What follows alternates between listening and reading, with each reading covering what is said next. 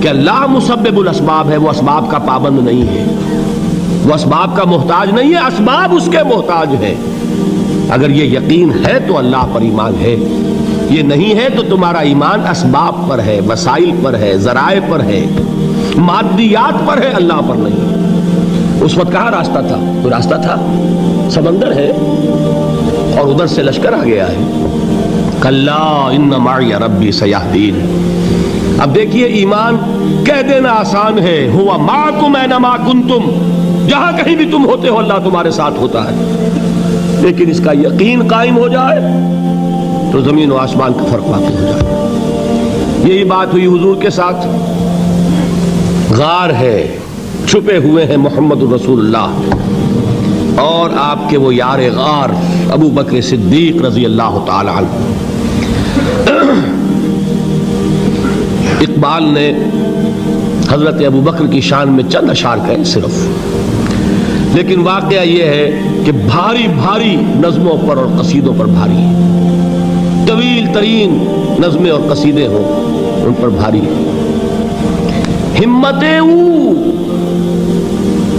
ابو بکر کی ہمت جو ہے، کشت ملت را جو ابر، جیسے بارش سے کھیتی اپجتی ہے، ابو بکر کی ہمت اور عزیمت اس امت کو اسی طرح سینچنے والی ہے۔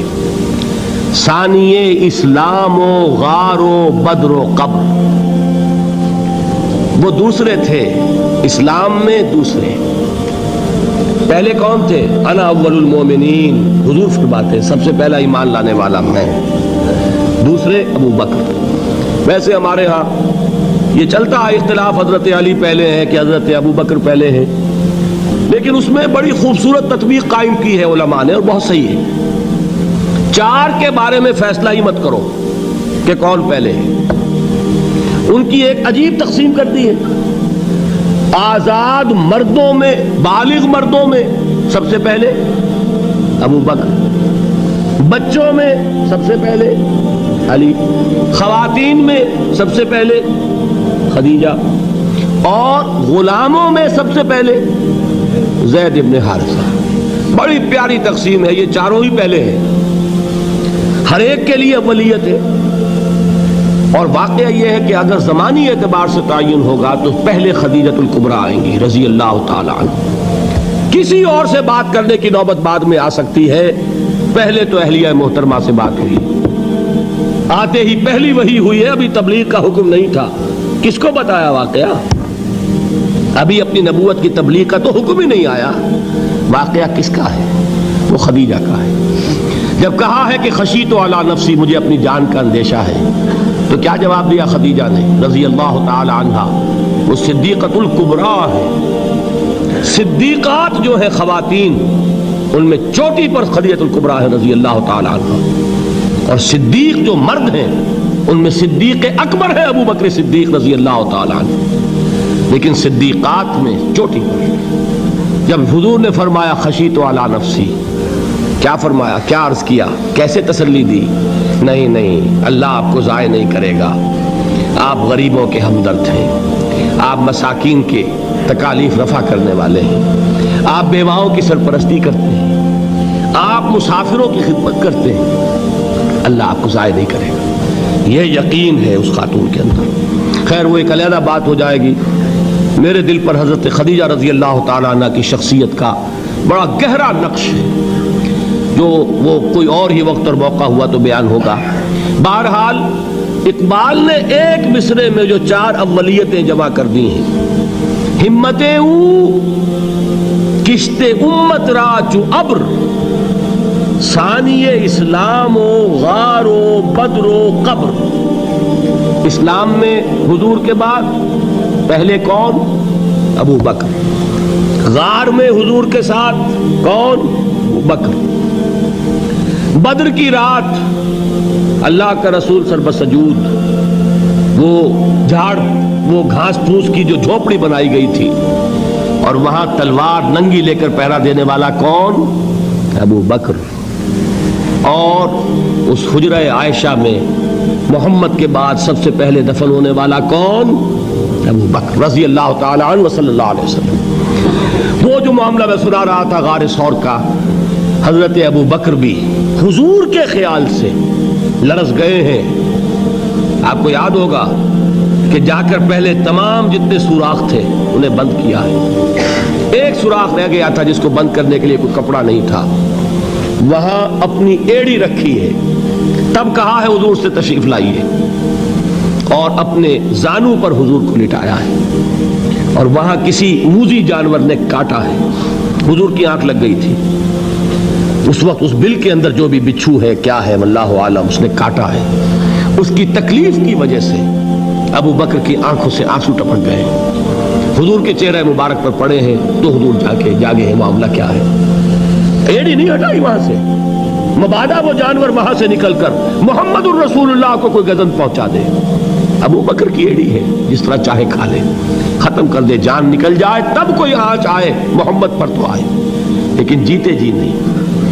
وہ ہے ابو بکر حضور کے خیال سے. اس وقت حضور نے پھر اپنا لعاب دہن لگایا ہے اور اس سے پھر آپ کی تکلیف ختم ہوئی. جیسے خیبر میں حضرت علی کی آنکھ دکھ رہی تھی، اس کو جو شفا حاصل ہوئی وہ بھی حضور کے لعاب دہن سے ہوئی.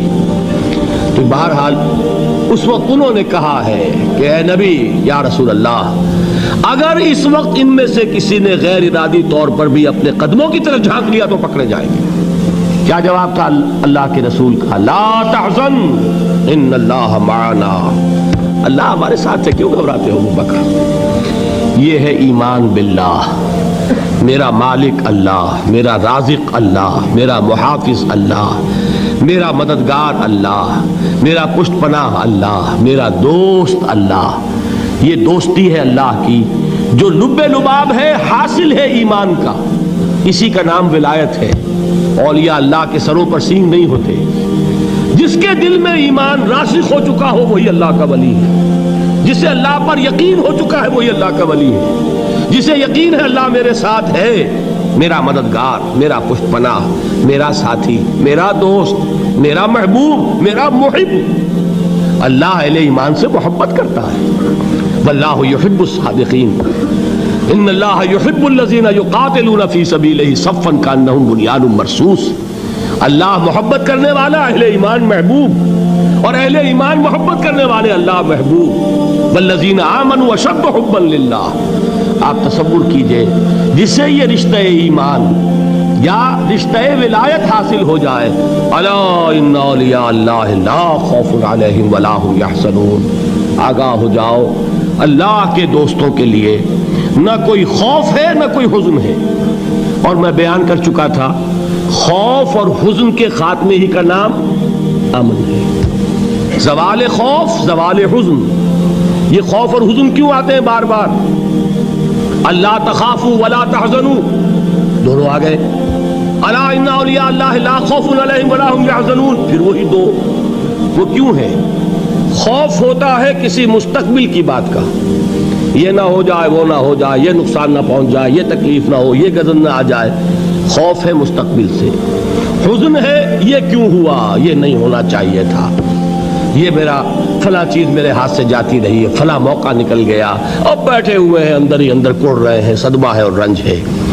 اور جو اللہ پر ایمان رکھتا ہے وہ جانتا ہے ما اصاب من مصیبت فی الارض ولا فی انفسکم الا فی کتاب من قبل ان نبرأها ان ذلک علی اللہ یسیر لکی لا تعصوا علی ما فاتکم ولا تفرحوا بما آتاکم واللہ لا یحب کل مختال فخور. اس زمین میں یا تمہاری جانوں میں کوئی تکلیف، کوئی مصیبت نہیں آ سکتی سوائے اس کے کہ جو اللہ نے لکھ دی ہو اس سے پہلے کہ وہ ظاہر ہو. جس کو یہ حقیقت معلوم ہو گئی اس کو یہ طرز عمل اختیار کرنا چاہیے. جو چیز چھن جائے، جاتی رہے، چھوٹ جائے، اس پر افسوس نہ کرو. کس نے چھینی؟ دوست نے. دوست کے فیصلے پر شکایت. دوستی کو بٹا لگا رہے ہو. سرے تسلیم خم ہے جو مزاج یار میں آئے. اگر دوستی ہے تو پھر تو تمہیں گردن جھکانی چاہیے کہ ہر چے ساقی ماریخت عین الطافست، جو بھی میرا ساقی میرے پیالے میں ڈال دے اس کا کرم ہے. جو اس کی طرف سے آئے اس پر کوئی رنج نہیں، کوئی صدمہ نہیں، کوئی غم نہیں، کوئی شکایت نہیں، کوئی شکوہ نہیں. اور جو ہوگا وہ اس کے اذن کے بغیر نہیں ہوگا، اور اس کا اذن ہوگا تو یقیناً میرے لیے خیر ہی خیر ہے، چاہے وہ ناگوار شے ہو، بظاہر مجھے اچھی نہ لگ رہی ہو، میری شارٹ سائٹڈنس میں مجھے وہ نظر آ رہی ہے کہ میرے لیے بری ہے، لیکن قرآن نے کہا ہے عسیٰ ان تکرہوا شیئا وہو خیر لکم وعسیٰ ان تحبوا شیئا وہو شر لکم واللہ یعلم وانتم لا تعلمون۔ ہو سکتا ہے تم کسی چیز کو ناپسند کرو درحال ہے کہ اسی میں تمہارا خیر ہو، اور ہو سکتا ہے تم کسی چیز کو پسند کرو درحال ہے کہ اس میں تمہارا شر ہو۔ اللہ جانتا ہے، تم نہیں جانتے۔ جب مجھے یہ بات معلوم ہو گئی، میں نے اپنا معاملہ اللہ کے حوالے کیا۔ سپردم بے تو مایا خیش را تو دانی حساب کم و بیش را، اے رب جو تو چاہتا ہے وہ ہو، تیرے علم میں جو شے میرے لیے خیر ہے وہ ہو جائے، میری کوئی پسند نہیں، میری کوئی چاہت نہیں، یہ ہے راضی برضائے رب۔ اکبر الہ آبادی نے اسے کہا ہے رضائے حق پہ راضی رہ، یہ حرف آرزو کیسا، خدا خالق، خدا مالک، خدا کا حکم تو کیسا۔ جب میں آ گیا بیچ میں، میری پسند، میری مرضی، میری خواہش، میری چاہت، یہی تو شرک ہے۔ ما شاء اللہ کان وما لم یشاء لم یکن، جو اللہ نے چاہا وہ ہوا، جو اس نے نہیں چاہا نہیں ہوا، اختیار اس کا ہے، میرا تو نہیں۔ رضائے حق پہ راضی رہ، یہ حرف آرزو کیسا، خدا خالق، خدا مالک، خدا کا حکم تو کیسا۔ اقبال نے اسے کہا ہے فارسی میں، اب آپ کہیں اس کا ترجمہ بھی کرو تو وہ مجھے ذرا اس وقت کچھ بہت ہی بدذوقی کسی بات نظر آئے گی۔ جائیے پوچھئے کسی سے جسے فارسی آتی ہو۔ برو کشید ز پیچا کے ہست و بود مرا، چوک دہا کے مقام رضا کشود مرا۔ مجھے تو تمام پیچ و خم سے نکال دیا اس مقام رضا نے، میں راضی برضائے رب ہوں، جو فیصلہ اس کا میں اس پر راضی۔ تو کہاں کا حزن اور کس کا خوف، یہی زوال حزن اور زوال خوف، یہی ہے امن، یہ نتیجہ ہے ایمان کا۔ تو جان لیجئے یہ ہے لب لباب، یہ ہے حاصل ایمان کا، یہ ہے تو ایمان ہے، یہ نہیں ہے تو ایمان نہیں۔